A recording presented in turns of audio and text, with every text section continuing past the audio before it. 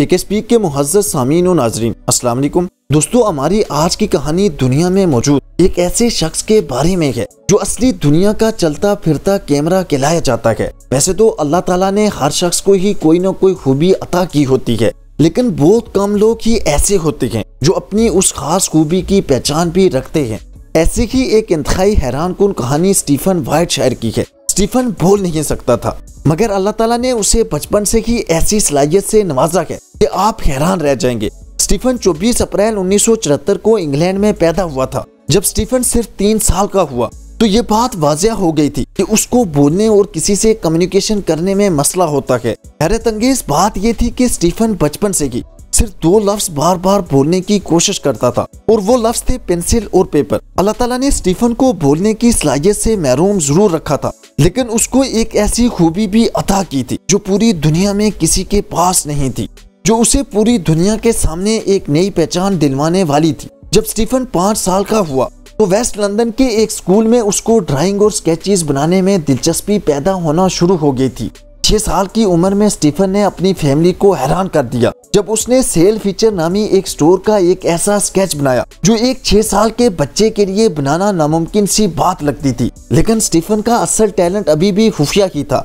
हकीकत में स्टीफन का असल टैलेंट उसकी आंखें थी और उसका दिमाग था, जो एक एक अजीब पेयर की सूरत में काम करते थे। उसकी आंखें रिकॉर्ड करती थी और दिमाग हर चीज को महफूज कर लेता था। इसीलिए स्टीफन को ह्यूमन कैमरा भी कहा जाता है। ये एक बार किसी भी चीज को देख लेता था तो वो उसके दिमाग में रिकॉर्ड हो जाती थी, जैसे कि एक बहुत बड़ा बाजार जहाँ कई सौ लोग मौजूद थे। स्टीफन ने उस बाजार को सिर्फ एक बार देखा और फिर बिल्कुल उसी तरह कागज पर ड्रा कर लिया था, जहाँ तक कि बाजार की छोटी सी छोटी डिटेल, जैसे कि लोगों ने जूते कैसे पहने हुए थे और किसी स्टॉल के नीचे कोई छोटी सी चीज पड़ी होती है, ये सब स्टीफन ने सिर्फ एक बार देखकर बिल्कुल उसी तरह ड्रा कर सकता था। उसके इस नाकाबिले टैलेंट को देखते हुए उसकी बड़ी बहन उसको अपने दोस्त के घर ले गई। अब स्टीफन अपनी आंखों और मेमोरी की वजह से पूरी दुनिया में मशहूर होने लगा। उस लड़की के दोस्त का घर एक बिल्डिंग के टॉप फ्लोर पर था।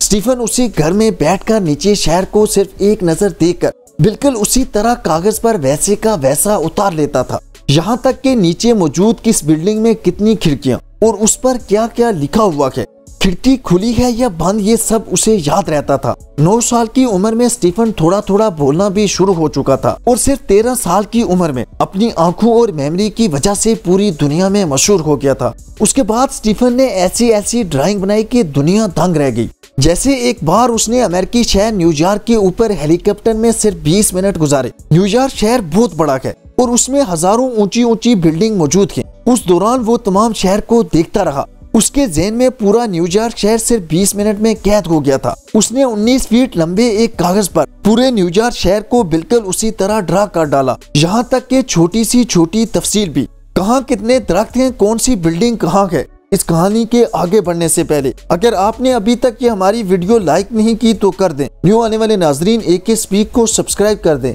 और बेल आइकन पर जरूर क्लिक करें। ये आपका हमारे लिए सबसे बेहतरीन तोहफा होगा।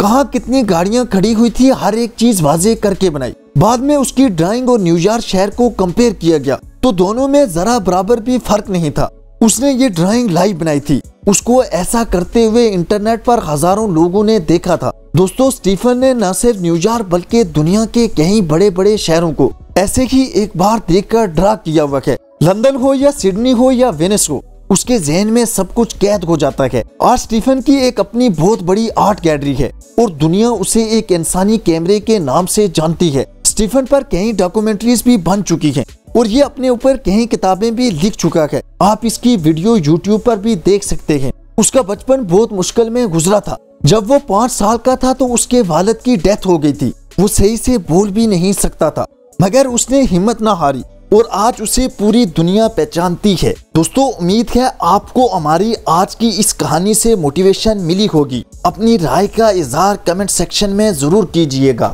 खुश रहें और खुशियां बांटें, यही इस आर्जी जिंदगी का हुस्न है। शुक्रिया।